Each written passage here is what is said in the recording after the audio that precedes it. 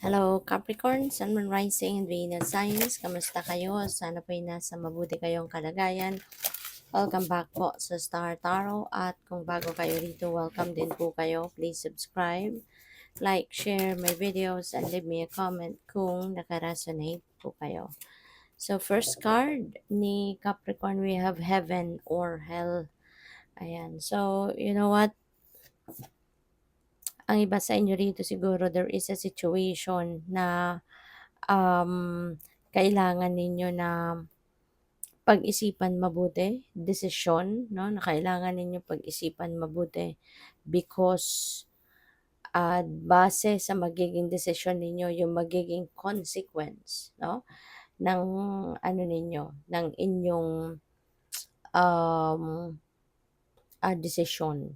Okay? So, you really need to think many times before na i-finalize ninyo ang inyong decision kung ano man ang bagay na to na kailangan ninyong pagdesisyonan sa ngayon. Make the right choice kasi magbabase sa decision ninyo kung ano magiging consequence ninyo, whether it is going to whether you're going to experience hell or you're going to experience heaven. Kaya nasa sa inyo yan, no? Kailangan pag-isipan mabuti. Huwag padalos-dalos sa mga desisyon na gagawin ninyo. No? Think many times at kung hindi kayo sigurado, mag-tune in kayo sa inyong intuition kasi yung intuition natin, that's divine guidance. So for sure, kung yun ang pagbabasehan ninyo ng inyong desisyon, kung ano man ang gabay sa iyo ng universe, hindi kayo dyan magkakamali. Now, you will be led towards the right decision. Okay? So, tingnan natin kung ano pa ang ganap. And by the way, maraming salamat for subscribing. And if you haven't subscribed yet, subscribe na kayo. And also, maraming salamat din for not skipping the ads. Malaking bagay po yan sa akin. And also, please click the join button sa baba ng video kung gusto po ninyo na mag-join sa membership. Salamat po. So, we have the yin energy. Ayan. So, this is somehow okay din naman para sa'yo. Kasi baka dati kayo yung laging nagdedesisyon para sa isang grupo, sa isang pamilya, 'di ba? Sa pamilya ninyo, pa pwedeng gano'n. Pero ngayon, parang for whatever reason, parang doon muna kayo sa backseat. Magdedesisyon kayo na kayo na lang muna. Kayo sabihan niyo na lang ako kung anong gagawin. Sabihan niyo na lang ako kung ano yung next move na gagawin. Yung mga ganyan ba? Kasi parang gusto mo muna magpahinga. You just want to chill, you just want to sit at the back, 'di ba? At maghintay lang muna kayo. Hindi kayo yung magsasabi kung ano nang susunod na gagawin, anong activity, ano yung mga gano'n ba. No? So, you just want to chill sa ngayon. So, which is good kasi parang para magkaroon din naman kayo ng break. Magkaroon din naman kayo ng breather. 'Di ba? Kasi kung kayo lagi yung nagtitimon, it's very stressful at maaaring yun ang nararamdaman ninyo. Kaya parang ngayon, naisip ninyo na magpahinga muna ako. Kayo na munang bahala dyan. Diba? Sabihan nyo na lang ako. Parang ganon. So, tingnan natin kung ano pa ang ganap for Capricorn. So, we have the 8 of Cups. Ayan. So, feeling ko dito, this is, ito yung gagawin ninyo. No, maaring ito yung sitwasyon related dito ang sitwasyon na ito na kailangan ninyong pag-isipan at pagdesisyonan. And some of you are definitely going to make a decision na iwanan na, talikuran na ang sitwasyon na to. Which is, feeling ko dito, this is for the better. Alam mo kung bakit?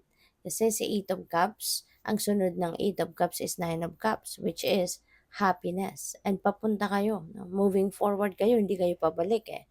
No? This represents you and papunta kayo. So, moving forward kayo, ibig sabihin, you're heading towards happiness. You're moving towards fulfillment of your wishes.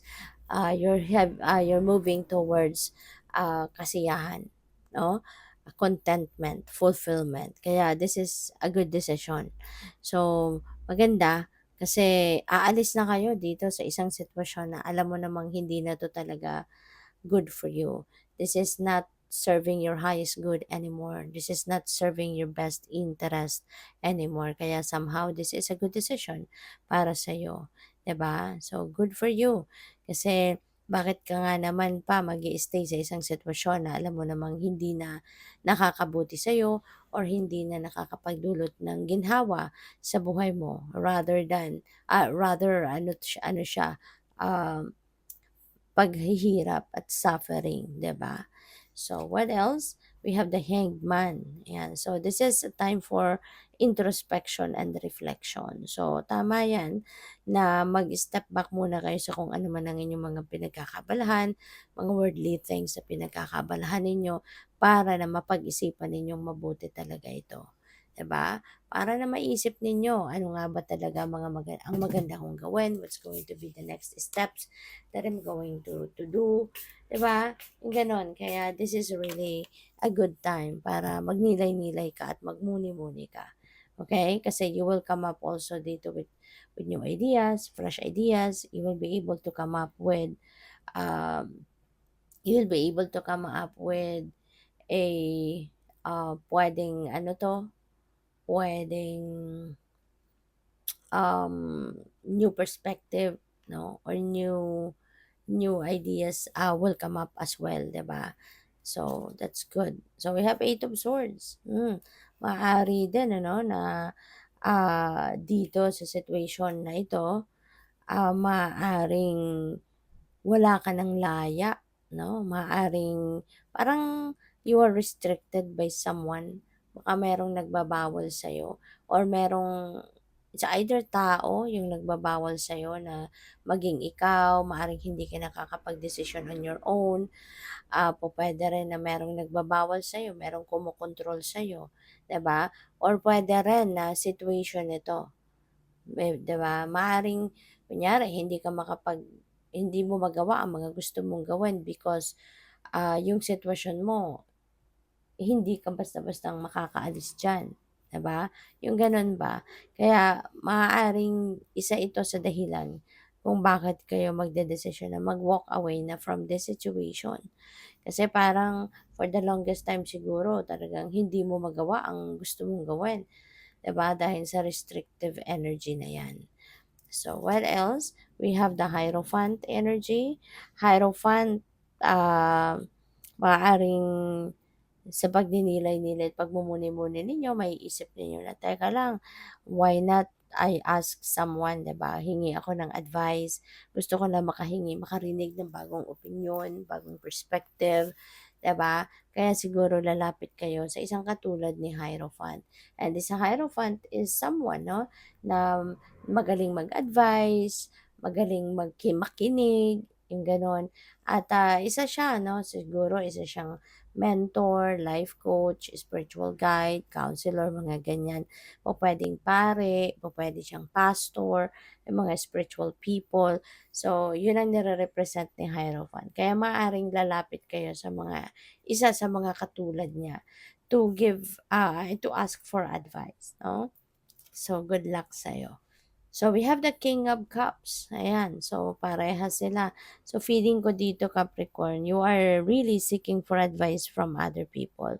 You are really seeking advice from people na, kumbaga, experienced na sa buhay, malalim na yung kanilang pinagdaanang mga experiences, mga person of wisdom na etong gusto mong lapitan at hingian ng tulong. So, which is good. What else? We have the Queen of Cups, no? This could be a couple na lalapitan ninyo. Maaring meron ditong mag-asawa, no, na maaring malapit ka sa kanila at, sa tuwing siguro kailangan mo ng advice, sa tuwing kailangan mo siguro ng tulong, itong mga taong ito nilalapitan mo, 'di ba? They're very friendly, they're people na very compassionate, very generous of their advice, no, of their wisdom, yung gano'n. Kaya sila siguro yung lalapitan mo. So, good luck sa'yo. Thank you for watching. Love and light. Namaste.